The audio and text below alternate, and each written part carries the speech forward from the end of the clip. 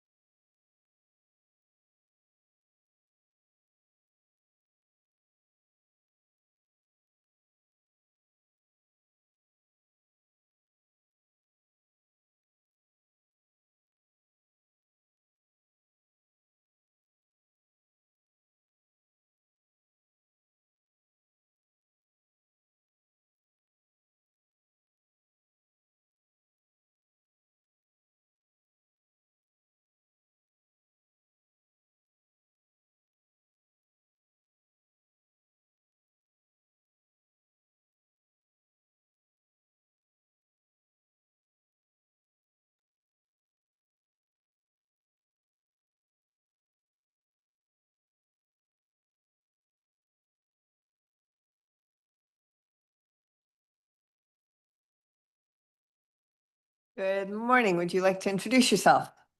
Good morning, Madam Chair. My name is Hugh Metcalf. I'm working as an agent on behalf of the applicant. Okay, and could you give me your municipal address, Mr. Metcalf? 11343A Van Camp Road, Winchester, Ontario. I understand we've received quite a bit of documentation from your neighbors in support of this application. Do you want to give us a brief overview of what you're applying for? I believe there's a site map I've included. Can we have that posted? Is there a presentation available? We'll bring it up, Madam Chair. Should be a Thank property you. site map.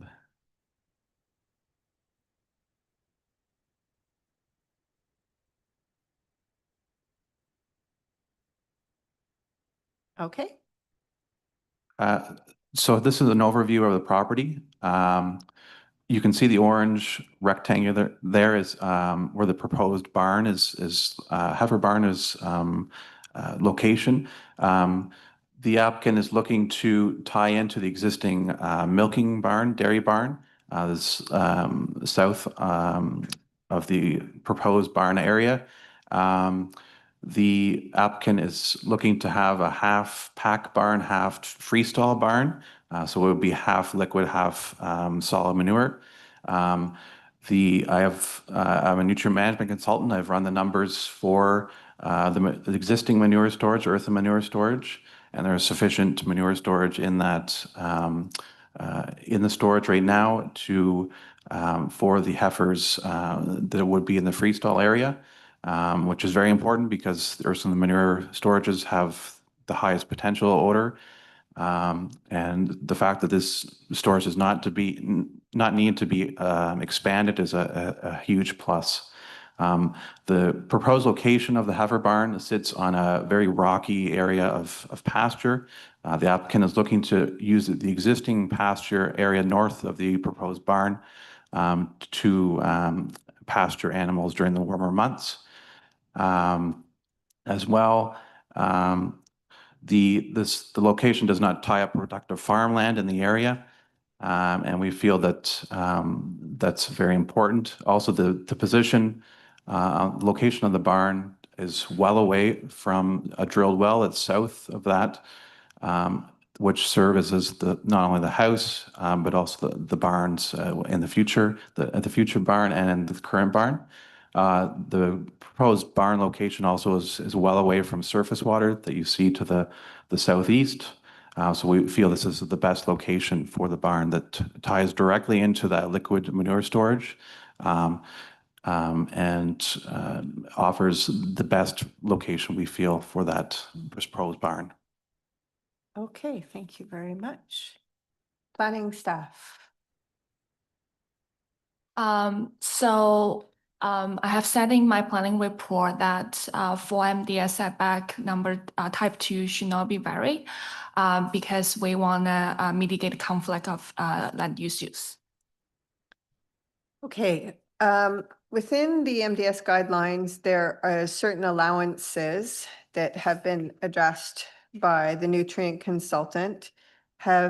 What's sort of planning staff's take on the way those have been addressed, which would allow for flexibility on this setback?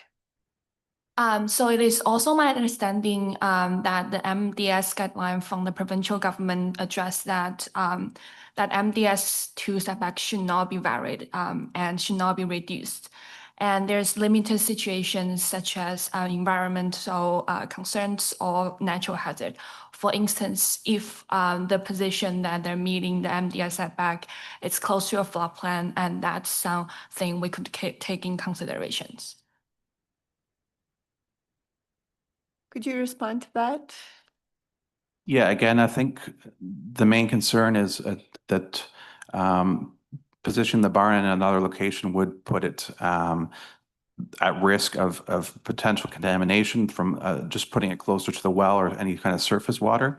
And the fact that he can tie directly in from the the proposed barn, using a transfer pipe into the existing manure storage is a big plus. It avoids having to construct another liquid manure storage, which would not only be very impractical, very expensive. The fact that he's already has enough liquid manure storage kind of makes the issue is far less. It's a far less issue there. The fact that there's already sufficient manure storage there, and to date there's been no odor complaints, which is a big plus as well. Has been noted. Okay, panel members, any questions? Member Barrett. Through you, Madam Chair.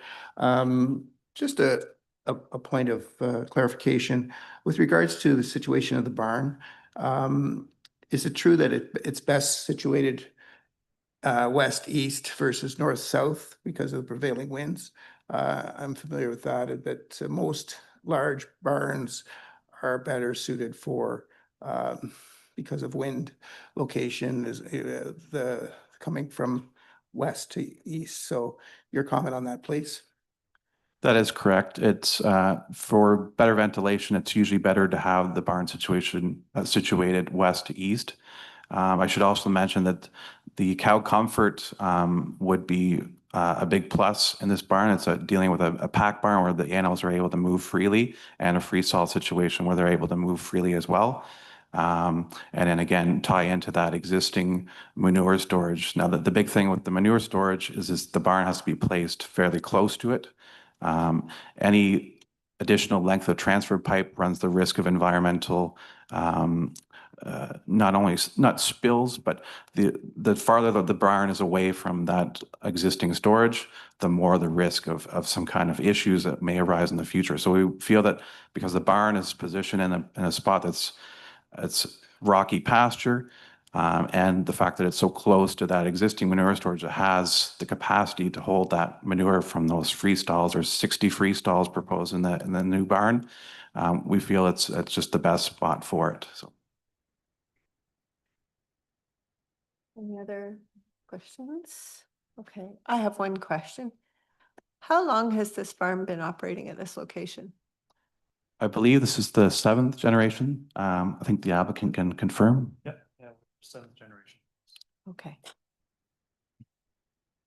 Any further comments? Okay. Okay, I think we'll reserve our decision on this, so you will receive notification from committee staff in 10 days. All right? Thank you. Thank you very much.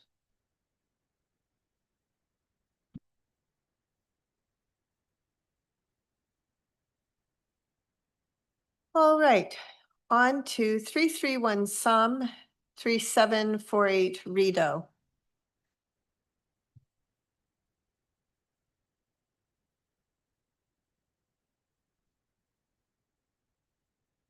Okay, both remote attendees.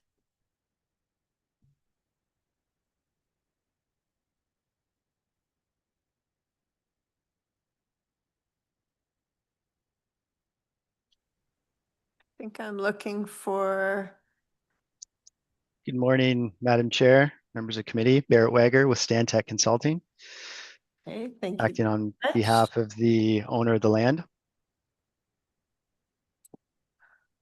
Okay, I understand your application. There are no concerns raised by planning staff or other review agencies. Are there any comments from the floor on this application? Are there any remote comments other than the agent here? Okay, so we are mainly, is there anything, questions or comments the panel have on the application itself, or are we just dealing with conditions? Yep, okay. So, Mr. Wager, you wanted to speak to the conditions that are being requested by planning staff. However, I do see there has been a change to the requested conditions, and I'm just going to list out what I have in front of me to make sure we're all on the same page. One of them is to extend the 30 centimeter reserve. One of them is proof of separate services, notice on title regarding water quality and quantity, cash in lieu, and a 13-meter road widening. Is that your understanding of what's being proposed by planning staff? Correct, yes. Planning staff, yes? Yes, Madam Chair. Okay, which condition would you like to speak to? So condition number 2, I'll say on the new list, received yesterday. This relates to the separate services, and I fully appreciate this is a standard condition we typically see. But I just want to provide a little bit of context because I think this will just avoid the unnecessary logistics of clearing this condition down the road. Both properties being severed for the purposes of lot line adjustment are entirely vacant. There's no development, no historical development on them. The severed and retained will be exactly that, vacant land. The severed will be added to an abutting property to facilitate future development. We have a site plan control application in front of the city right now for that future development, which will cover we'll call it the consolidated property. And that is the only property which has a well on it. There is no other wells or septics. There is no development. We did provide a survey to planning staff yesterday once this condition was provided to us, and they have had that as part of the site plan application. And that survey demonstrates exactly where that well is located, and it is about 178 meters away from that severance line. So I just think that it's at this point an unnecessary condition to add. I appreciate it is standard, but if we can just clear it now as part of this discussion and what was provided yesterday, I think that would just make things a little easier. Okay. Committee staff, committee members, are you clear on the explanation that was provided on the location of the well? Yeah. Yeah. Yes. Yes. Okay. Staff, have you had a chance to see this survey that locates the well? Yes, and we are okay with removing the condition. Great, there we go. Okay, were there any other comments you wanted to make, Mr. Nothing else. Nope. We're satisfied with everything else. Okay, so committee staff, are you clear on the set of conditions with the removal of this one? Yes, thank you, Madam Chair. All right. Okay, I think that we can take a vote on this here. All in favor? Nope. Oh, I'm sorry. Hang on. Apologies. I just wanted to review the conditions. Are we also removing the extended 30-centimeter reserve condition? It has been replaced, the 30-meter reserve, lifting of the 30-meter reserve Centimeter reserve. Yeah. has been, 30 Centimeter. 3-meter reserve has been replaced by the extension of the 0.3-meter reserve as shown on the applicant's submission. Yes. That's correct. But however, the applicant is also going through the site plan process, and does that condition need to be fulfilled this time? Is my question to staff. I'm happy to speak to that as I just because I think different staff member for the site plan application, but happy to speak to this. So the original condition was for removal of the 30-centimeter remove. There's 30-centimeter reserve, and there's one on both the Rideau Road frontage and the Somme frontage. As part of our site plan application, we'll be removing the one on the Somme Street frontage. The one on the Rideau Road frontage will remain in perpetuity. This was added as part of a previous subdivision condition, basically to prevent access from Rideau Road. There's a significant grade change in that area. So that's the purpose of that reserve. So what we did in we'll say pre-consultation with staff was to confirm that we're actually intending to add the reserve along Rideau Road to provide continuity with the reserve to the west. So in short, we're fine with how the condition is currently worded, and the reserve along Somme Street will be removed as part of the site plan control application process. Satisfactory? Thank you. Okay, so all in favor? All right, your application is granted. Thank you very much. Thank you. Thank you.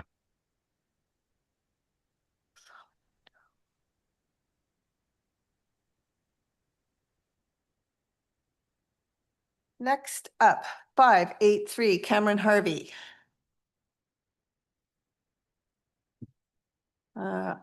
Remote participation.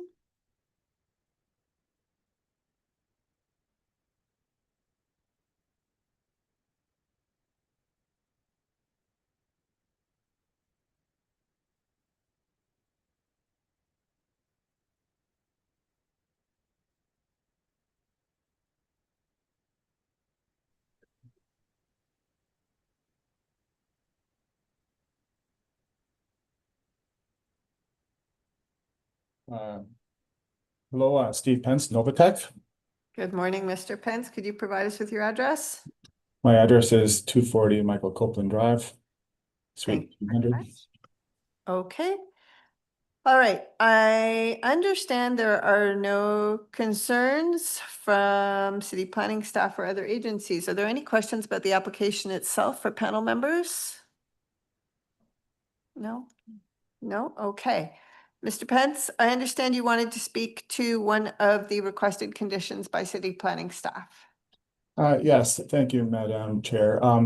We are pleased that the city staff doesn't have any concerns with the application. And we've reviewed the conditions, but I'm concerned that condition number 2 is a little bit unnecessary, given the context of the application. The application here is for two properties that are of equal size to exchange land through a lot line adjustment. One of the parcels has an existing dwelling on it, the other is vacant. And so the lot adjustment is really to take some land from the parcel that has the dwelling and add it to the vacant parcel. We have 2 parcels to begin with, 2 parcels will end. There is no development proposed on either parcel. The condition that I'm concerned with is the requirement for putting notice on title that there's a nearby railway or former railway that could in the future generate noise if it were to be developed as a railway line. And the second condition requires notice on title of the city's can't guarantee that there would be good quality and quantity of groundwater. I understand those are typically conditions that would be added to a severance application where we're talking about new lot creation. But in this case, no development is proposed. This is not development. This is really just in my mind, a lot line adjustment to remove or to sort of adjust the location of the lot line between 2 abutting properties. So we just ask that the committee consider that this condition is not necessary under this context and we ask that it not be imposed as part of the decision. Okay. City staff, I don't see the railway condition noted here. Is Madam it? Chair, looking at the planning report and city planning staff can speak to this, it appears as if the condition requiring a registration of a notice on title has included 2 separate notices. Okay, and again, I'll defer to city staff, but it speaks to water quality, quantity, as well as an active rail line Okay. now or in the future. All right. I'd like to hear from planning staff, please. We're okay to remove the condition for the railway notice on title. Okay. So the notice on title regarding water quality and quantity, Mr. Pence, is there a potential for development on, I'm going to refer the larger parcel that is currently vacant and is donating land to the retained lands? Yeah, both parcels are of roughly of equal size, and the lot adjustment will take land from the parcel with the developed dwelling and add to the abutting property to the east, I guess. And so there is development potential on that lot today. So by adding additional lands to it to make it larger doesn't really change anything. It's just a lot line adjustment to enlarge one lot. Do committee members have any questions regarding the city request for notice on title regarding quality and quantity of water? Member Merritt. Through you, Madam Chair, to staff, the condition of notice of title for water quality and quantity, is it not premature at this time? Sorry, I need a minute to think about your question.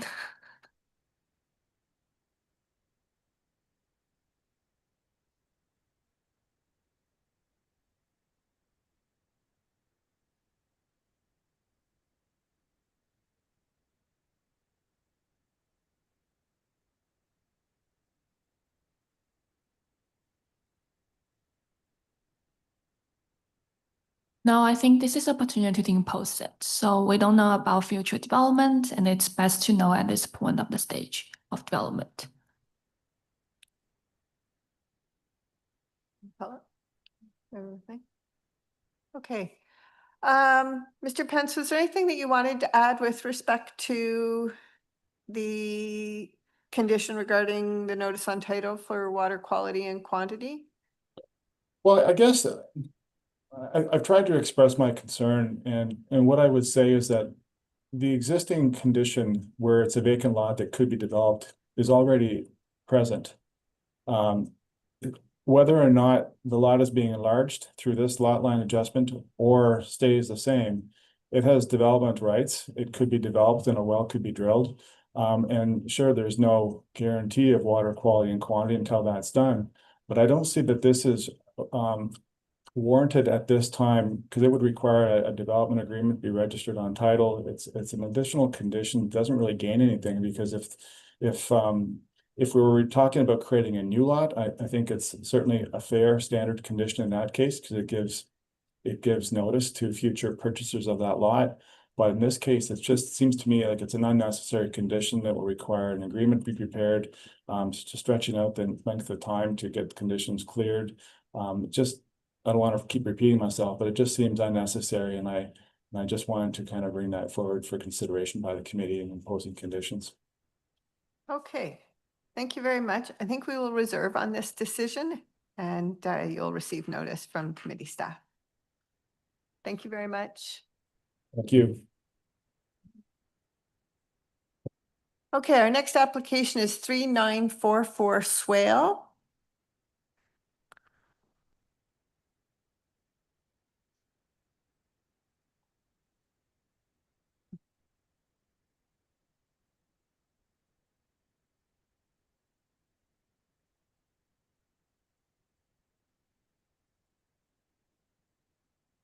Good morning. Good morning. Could I have your name and address, please? Connor Joy, 343 Preston Street. Right, thank you very much. This application has no concerns expressed by city planning staff or the other agencies. Are there any questions or comments from our panel members? No? Okay, so we're just here to discuss one of the conditions. Would you like to speak to that, please? That's correct, Chair.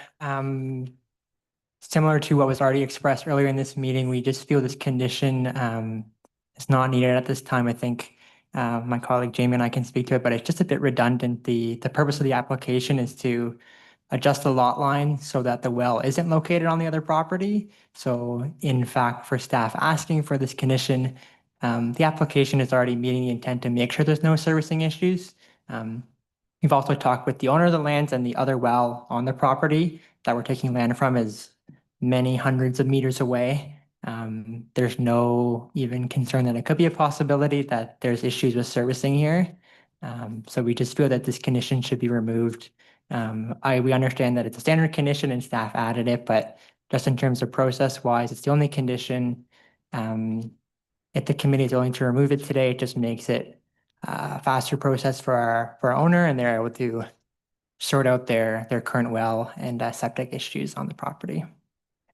Okay, just for my clarification, in the planning report, I see a survey showing the location of the well on the lot that is going to acquire land. Where on this site is the second well? Is it at the far, far back of the property associated with some agricultural buildings? That's correct, Chair. The sketch or the survey that's in front of staff we've submitted only covers the the farm or the dwelling, just because the parcel is so large.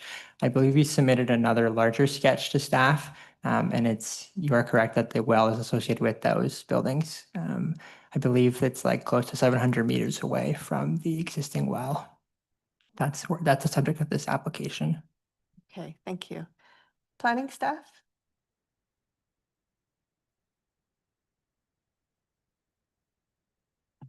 So I was in consultation with our engineering staff. We would like the condition to stay.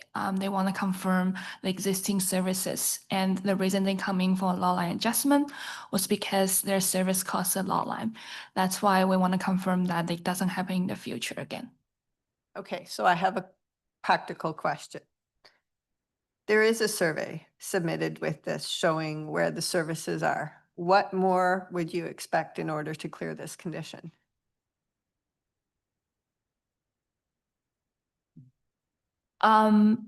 Ideally, we would like to say survey for the both lots. A survey of on the farm and buildings and other development at the very back of the lot? Yeah, exactly. Okay, any comments from committee members? Thank you, Madam Chair.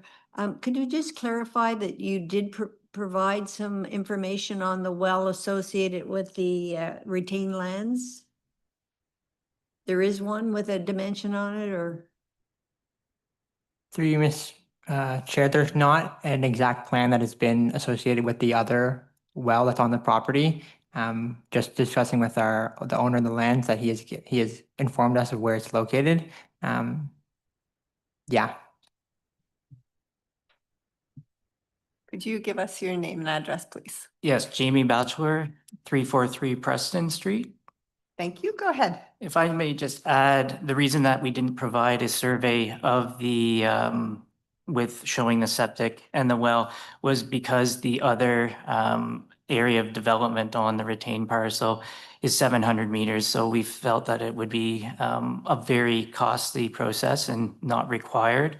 Also, I would note that in terms of servicing, these applications are submitted to the Ottawa Septic System Office, and they have also not indicated any concerns in relation to the septic system being close to the lot line. And not surprisingly, because it is 700 meters away from where the proposed lot line is, and therefore we didn't feel it was necessary to demonstrate that given the distance, to have another survey done of another portion of the retained lot. Okay. Any other questions or comments from panel? No? Okay. We will reserve on this application, so you'll receive notice from committee staff in 10 days. Thank you very much. Thank you.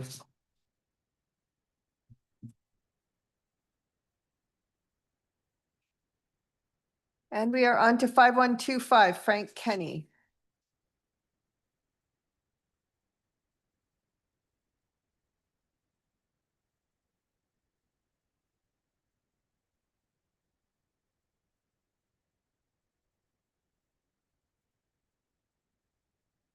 Good morning.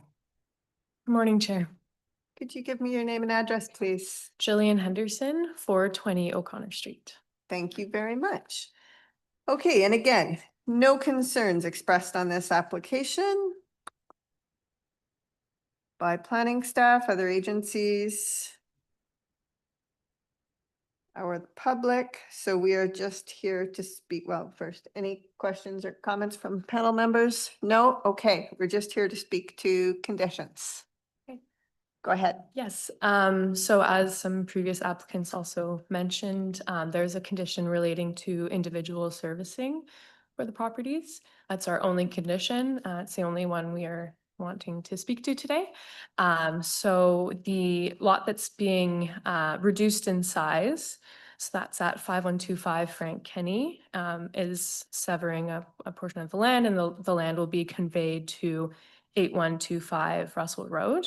So Russell Road is the lot that's being enlarged. Frank Kenny is being reduced. Frank Kenny is completely vacant. There's nothing on the land and there's no development proposed. So there are no servicing, there's no well, there's no septic there. And Frank Kenny, the existing building is quite far. Oh, sorry, Russell Road. The building is quite far from Frank Kenny and it's being enlarged. So there's going to be even more distance there, more buffer room. And so there's the servicing there is very far from the proposed lot line adjustment.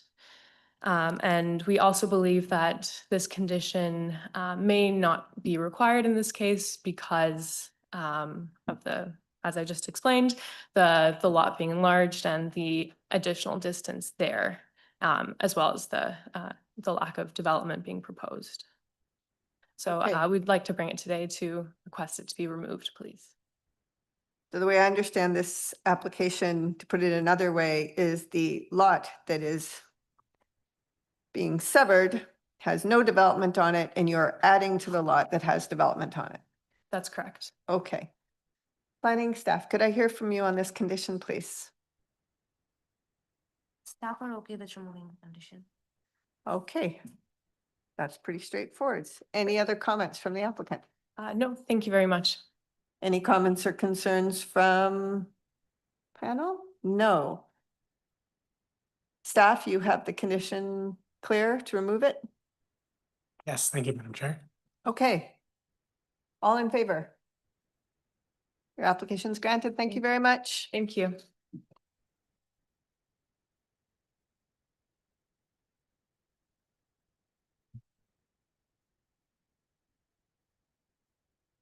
Next, 325 Thomas A. Dolan.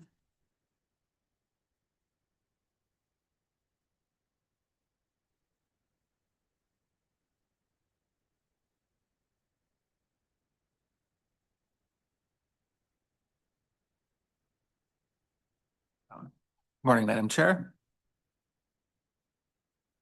My name is Ryan Polton, planner with Novatex. That's at 240 Michael Copeland Drive.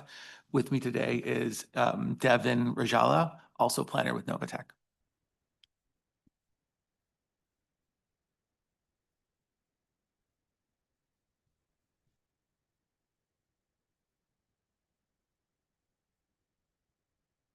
No one remotely or in person? Okay, we do have a comment that was submitted by a neighbor who had concerns related to sufficiency of the aquifer and potential types of use in the future on this property. We have read those comments and considered them. Other than that, planning services have no concerns. No other agencies have suggested any concerns. Are there any comments or questions from the panel? No. Planning staff, anything you'd like to add? No, staff have no concerns and I'm happy to answer questions. Okay. And you are comfortable with the conditions, Mr. Bolton? Yes, we are, as per the staff report dated October 6th. Okay, thank you very much. Okay, I think that we can vote on this. All in favor? Your application's approved. Thank you very much. Thank you.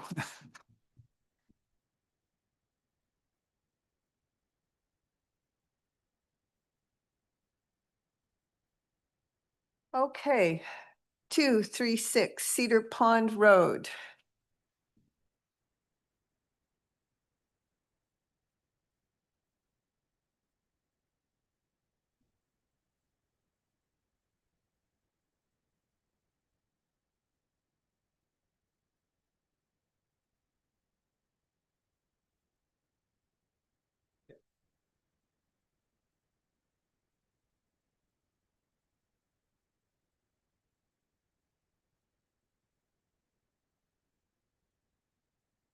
Good morning. Morning, Madam Chair. Morning, panel members. Could you introduce yourself to me, sir? Yes, my name is Dexter Edwards. I'm acting as the agent on behalf of the owner of the property at 236 Cedar Pond. And your address, Mr. Edwards? My address is 460 Hunt Club West, Suite 203. Okay. There is a lot of interest on this application from the public. I will note that planning staff and other agencies have not provided any concerns. So would you like to give me a short summary of this application in terms of what's being proposed?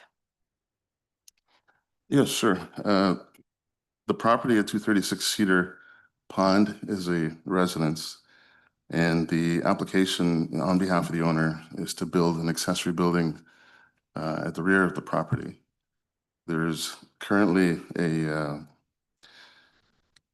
permit process that's in place to be able to build this building. And under the review with regards to the information officers with the city, it's an RR zoning, and that RR zoning is a rural residential. And under the official plan, it's categorized underneath the summary of the rural countryside zoning. So the building will be a steel frame building. It'll be built approximately 60 feet by 95 feet. So covers approximately 5,700 square feet. This building is an additional accessory building. There's a garage that's existing. Under that same zoning, there is a requirement that the height of the building be 6 meters. The applicant is proposing to build a little bit higher for the type of use that's inside this building, which will be a recreation space that'll be accessible with different types of sports inside that need some clearances. So at 6 meters, it's a little low. There's a relief request to increase that height to 7.25 meters. As well, the total coverage on the lot is currently going to be increased to about 8.17% based on the total square footage compared to the size of the lot. And under the zoning with the same section 55, 75, the requirement needs to be a 5% coverage. So we're looking for 2 points of relief, one with regards to the height, the other one with regards to the total square footage. And the property as it is a large dwelling that has another existing shed that's there that will be removed to make room to make sure that there's only 2 accessory buildings on the property at the completion of this one that's being filed for permit. In the submission I provided with regards to the 4 points test, there is already some precedent under the rural zoning since the official plan identifies the intent of rural under a general intent and not specifically just RR. The general intent covers RR, it covers RH, it covers a number of others. And under rural, there's a mixed use. That particular application was granted, and it has a similar request for a height increase as well as also a square footage for a percentage increase. We felt that the application met the 4 tests with regards to whether it's minor as well as compatible with the fact that it's a residential use and the accessory building is supportive of that use. So the recreation space is for the use of the property owners, and it's not a public building. We're also looking at the general intent of the zoning bylaws maintained underneath the general intent of rural, and the official plan information, as I previously mentioned, under section 9.2 has been met based on the fact that a residential building or a residential use can have an accessory use as long as it's in the same intent. So that's the general info that's related to the property and its request. Okay, I just want to clarify something you said there. Lot coverage. Yes. There are 2, I believe, standards for lot coverage within that we're dealing with. One is full lot coverage, which includes the residence. Yes. And that's not what we're dealing with. We are just dealing with lot coverage for an accessory building, correct? Correct. Okay, so the lot coverage of 8.17 or 796 square meters is only in relation to the accessory building and excludes the residents on the site, because if we were adding them all together, we would be looking at a different lot coverage standard. Yes, In correct. the rural areas. Yes, and it's all the accessory buildings, not just that one. Right. It's the one that's existing as well. Okay. Planning staff. We have no concerns, but we're happy to answer any questions. All right. Are there any comments from panel members at this time, or shall we move on to hear from other interested parties? Okay, would you like to introduce yourself, please? Good morning. My name is Gary Callahan, and I do have a presentation, if we could bring it up. All right, Mr. Callahan, I'm gonna, since you are the first public presentation here, I'm just going to repeat something I said earlier. Our presentations are limited to 5 minutes at my discretion. I'm going to remind, because I'm not putting this out to you specifically, but also to anyone who may be listening remotely. The committee's mandate is narrow. We can only deal with, on this application, the height of the building and lot coverage. The use of the building, the aesthetic appearance of the building are not things that are within our mandate or powers to consider. So I just want to be clear about that. What I really want to hear about are the 4 tests. So those 4 tests, I will just repeat for everybody's benefit. Is the proposal minor? Minor is often related to impact. Is the proposal meet the intent of the zoning bylaw, which is a residential rural in this area? Is it in keeping with the official plan? And is it desirable for the development or use of the land? So that is what we can make our decision on. All right. Okay, please proceed with your presentation. Okay, which means I'll skip over. Thanks very much. So my name is on there, Gary Callahan. I'm at 244 Cedar Pond. So I'm a neighbor of 236. There's a vacant land between us. Okay.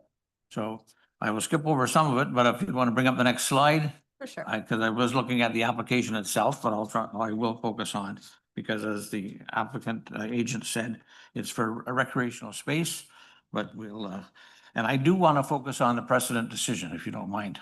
Sure. If you bring, we'll jump to slide 3. I will note, just for your information, that while it's interesting to see precedents, we are not case law bound and we don't operate on a precedent basis. It's a case by case basis. Okay, the reason I want to bring up the precedents is because, as we heard from the agent as well, there was a similar building built for size and height. In that zone was RH. Okay, understood. And if we can move forward, we'll pass. I just want to show a picture of that, then we'll move forward. Thank you. As you can see, that's clear industrial. We'll jump to the, with the application itself, in the height, is the height of the building measured at the midpoint or is it at the peak? I'm going to ask planning staff to speak to that because it's laid out in the zoning bylaw how measurements are taken.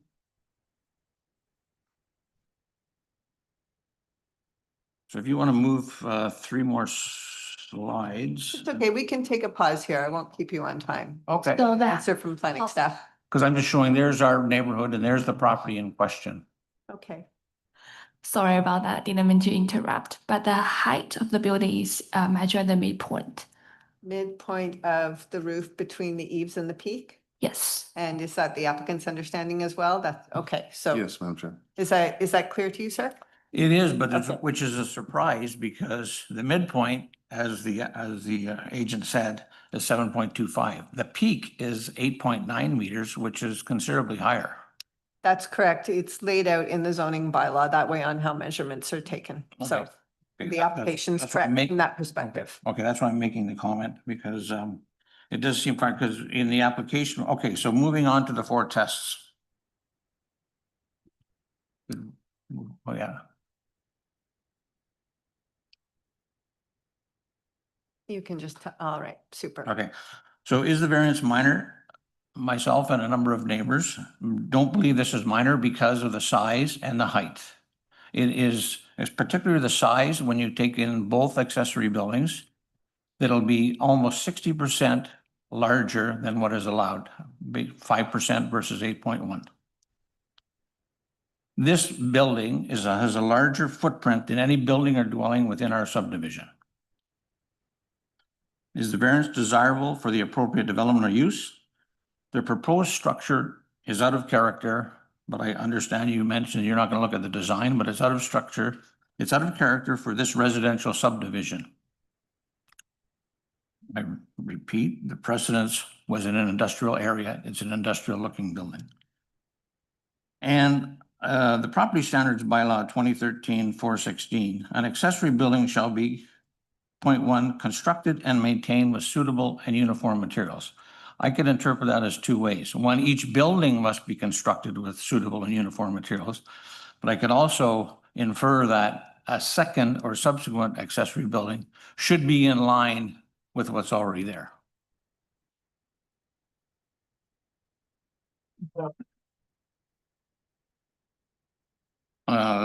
Moving on to 3.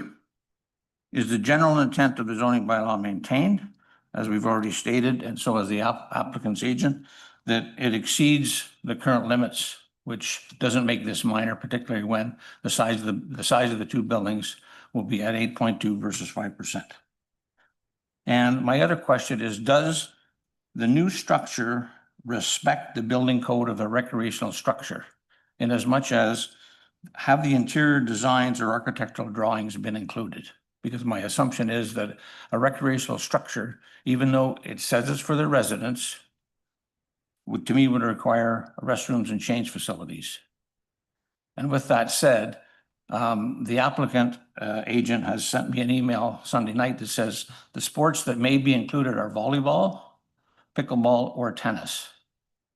A building of that size, you could build 3 volleyball courts, 4 pickleball courts, but yes, only 1 tennis court. And with only 2 residents living in that building, there's concern that there will be other traffic.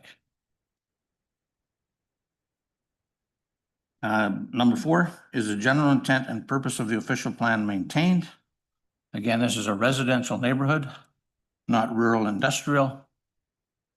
And the recreational space may be used by people not living in the existing dwelling, because to the best of my knowledge, there's only 2 people living in that building.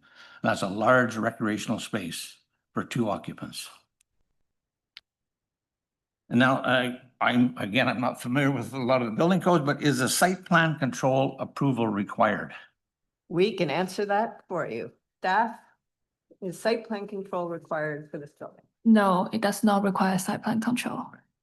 Okay. There's your answer. Okay, fair enough. Move to the next slide then, and then I'll leave it there for a second, but if I can't speak to it, you've read it? Yep. But I do want to point out that in our covenants of the McGee Meadows subdivision, our covenants state that there may be approval by the McGee Meadows joint venture. And if you move to the next slide, and I have provided a copy of the covenants to the committee, it says may be approved. There's a copy of the covenants and land use. I did speak with the developer. He felt that I could have talked to the neighbor, which I've talked to the neighbor a number of times before. He is not, the developer, I will admit, did not sign the petition, because I felt it should, if anything, it should go through the joint venture group before just having one person on that group sign. Understood. Okay. And Thank you very much. I just moved to the next slide as well. Yes, of course. Because I think Go I ahead. have some time. Most of myself and of course the neighbors think it's detrimental to the neighborhood, and it's going to have an impact on our market value. One of the elements that was presented in the application is it won't be seen by the streetscape. A building that tall, and as you saw in one of my earlier photos, the existing building can be seen from the Cedar Pond. If this building is going to be taller, which means it will be seen. Not only that, in the map that I showed of Cedar Pond and Barden, the 2 homes on Barden that will look directly at that. So you're going to see it from that street as well. Okay. And I have in the last slide there, I know you've received other emails from the neighbors, and I have provided a petition signed by 19 of the current 21 occupants. We did receive that petition and the other emails and comments from the neighbors and have gone through them carefully. Yes. Okay. Thank you very much. If you wish to add more, just let me know as we go along. I will circle back to you. Okay. All right. Mr. Edwards, would you like to address some of the comments from your neighbors? Well, I'll address a couple of them and I'll just clarify a couple of things that were stated just for the record. As you mentioned, I did send out a number of letters in response. Once I saw the feedback that came, I tried to explain the position as well as what's allowed and what is actually happening. So I'm not sure if that was taken well because I didn't get any. We did see your responses as well. Yes. So I can't comment on that further, but I can comment on the fact that the building itself is a seasonal structure. So there will be no use year round. So there is no installation of heating or any of those things. It's going to be used as a seasonal structure. The building is submitted for building permit. So Building Services has reviewed what's required for that building. There is no need for washrooms that are identified because it's part of supporting the house as a recreational space. You need to go to the bathroom, you go to the house. Also the height of the building, as I mentioned, it's measured to the midpoint. The building itself is 320 feet back from the road. So I don't think that the statement that was given in that explanation said that it could not be seen. It was that it was not going to have any negative impact to the streetscape because it's behind the house. It's dropped down 6 feet in terms of its grade as the grade goes down towards the middle. And it's behind the house in a way where it's partially concealed. The only thing you would see is one part of it at the edge of the driveway. So you are going to see it, but it's not going to be the dominant image that you'll have from any streetscape at all. The information that was provided, I do have a copy of it as per the presentation. As I mentioned before, it is rural, and under the official plan, the explanation with regards to rural falls under a general intent for all the rurals because it lists multiple types of uses. It's a permitted use, and as long as the accessory building meets the criteria of supporting the actual residents and the residents that are there, then it's allowed. With regards to how many people are living in the house, who's there, I think there's some of those things are kind of on the personal edge with regards to explained. But yes, there are occupants that are there. But those occupants, as I explained in the letter, have kids. Those kids have grandkids. Like it's a family function, and recreation is one of the accepted things that can happen within the rural space. So I'll leave the rest of it to the committee and panel. All right. That's it. Thank you. Thank you. Panel members. No comments or questions?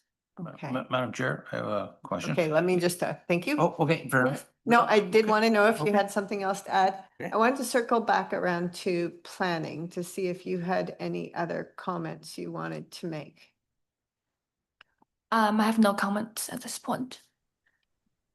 And just for my clarification, the zoning is a straight RR, so it's a rural countryside official plan and rural residential, no subzone, nothing on the property as far as zoning goes. No, there's no subzone on the zoning. It's rural residential zone and designated as rural countryside in the official plan. Do you have in hand the sort of preamble in the zoning of what the intent of the rural residential zone is that you could read to us? Are you able to pull that up? Yes, I need a minute, please. Thank you. All right, while she looks for that, I'd be happy to hear from you on your comments. So it was interesting to hear that the building would not be used during the 4 seasons, so there's no need for heating light. So if you were to build a recreational space for pickleball or tennis, why would you not just build an outdoor court, which is sort of the standard thing that you see in the residential properties? Understood, but we're speaking about lot coverage and height. So I understand your point. That's discretion of the property owner, what they want to build for what purpose. Okay, please. So the purpose of the RR zone, which is rural residential zone, is to recognize to permit large lot residential development in planned subdivision and to acknowledge existing smaller lot development in areas designated as general rural areas or rural natural features in the official plan. Also, to recognize the cluster of existing residential development found in the area designated as agricultural resource areas or greenbelt rural in the official plan, and permit residential use only as well as related accessory use, and regulate development in a manner that respects both residential characters and area of the surrounding rural context.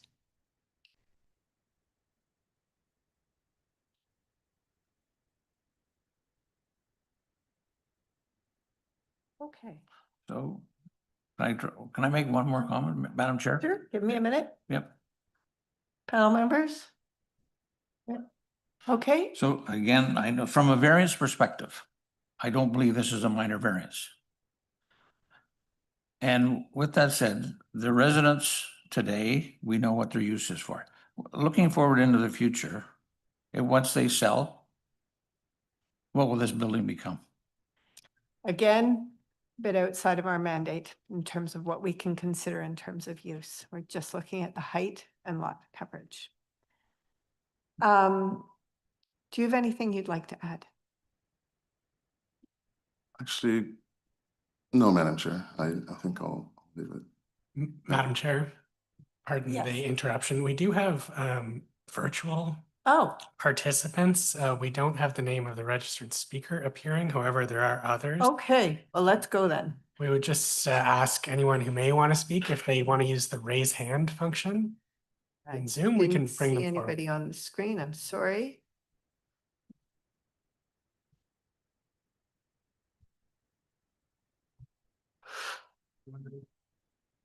No one has raised the virtual hand, Madam Chair.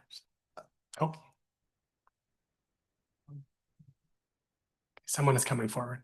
Okay, thank you.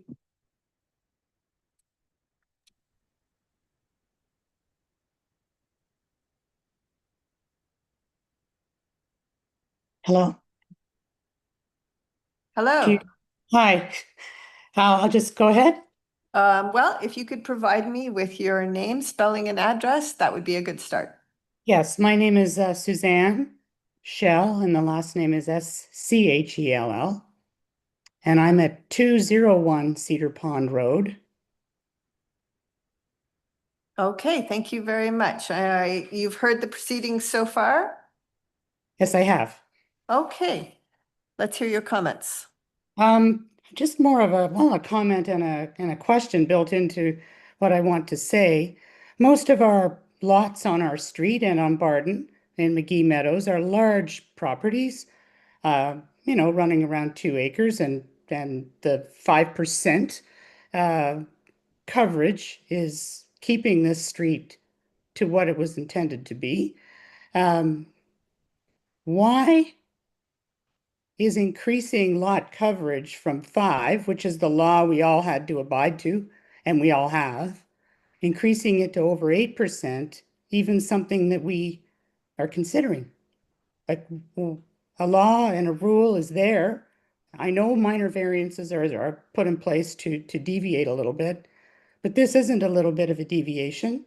And why is it even being considered? Because it's going to have 3 massive buildings on that property.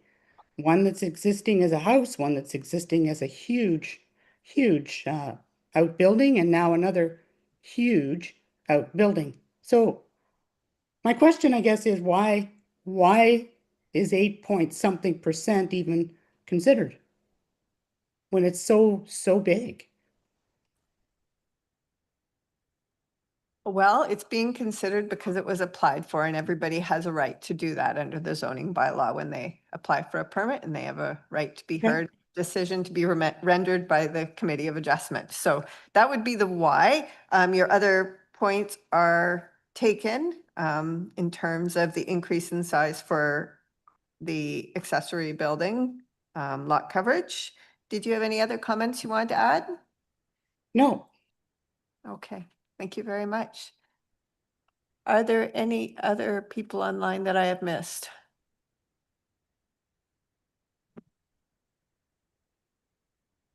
There appears to be one more participant interested in coming forward, Madam Chair. Okay. We'll bring them in.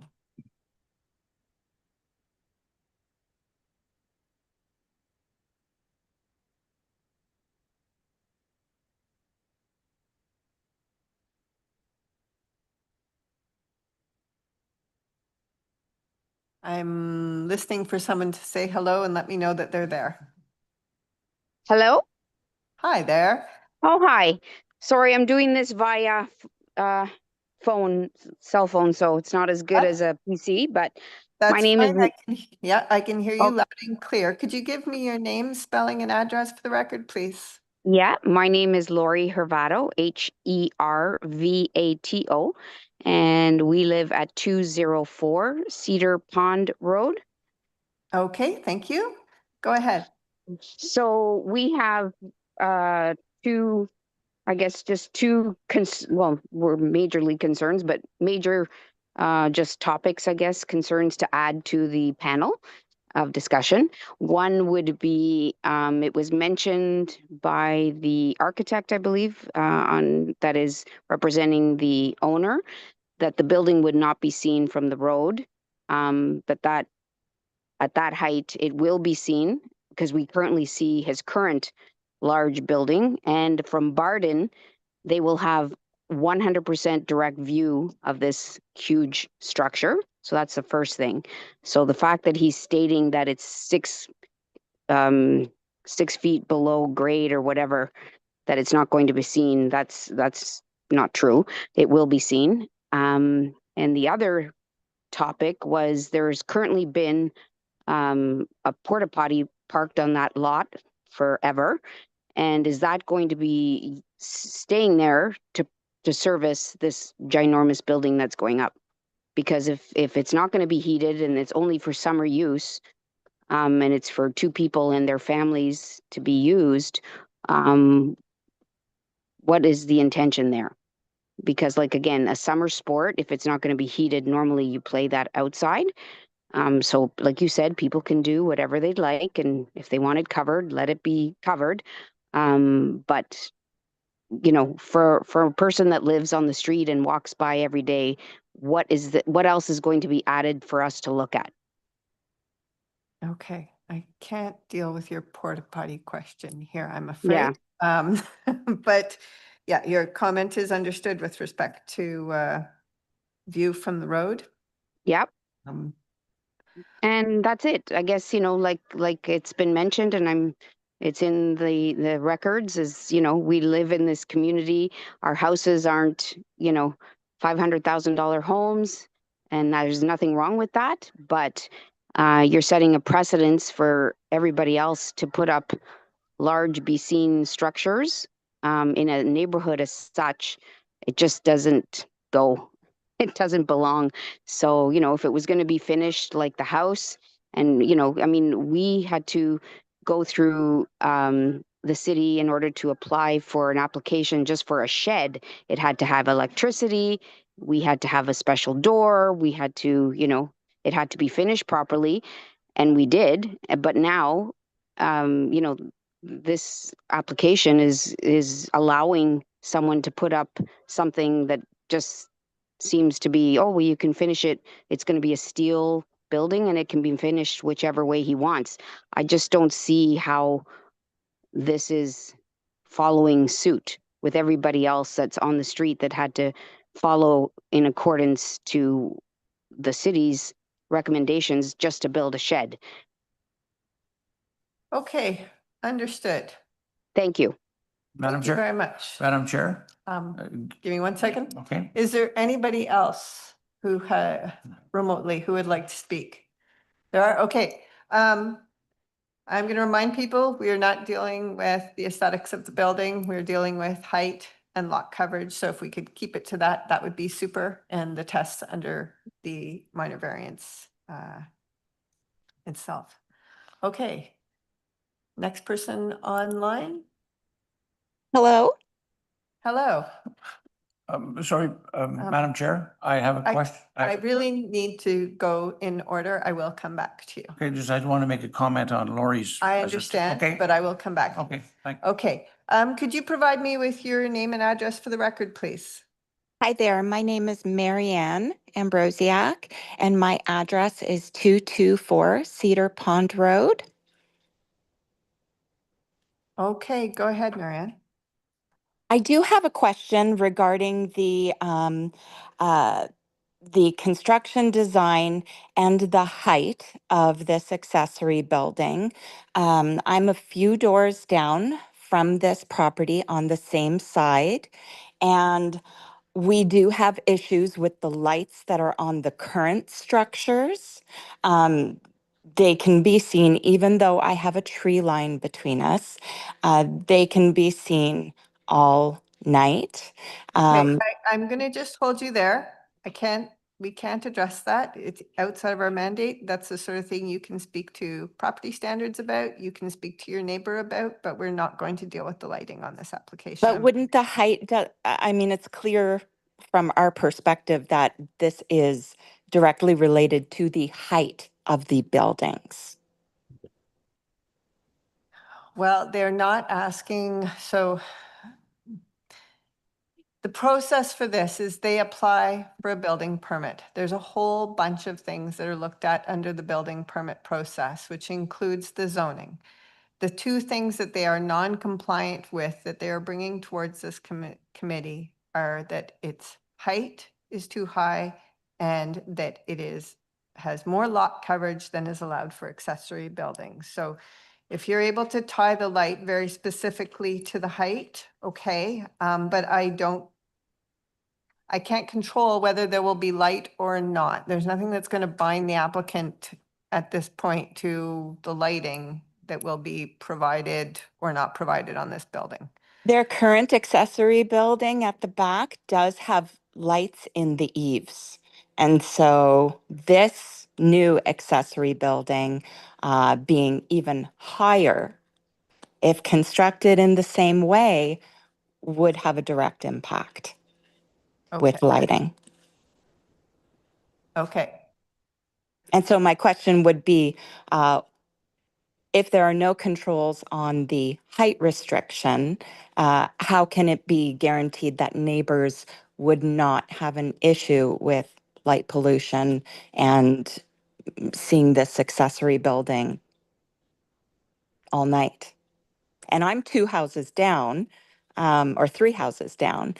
So I would question the neighbor that's directly beside this building.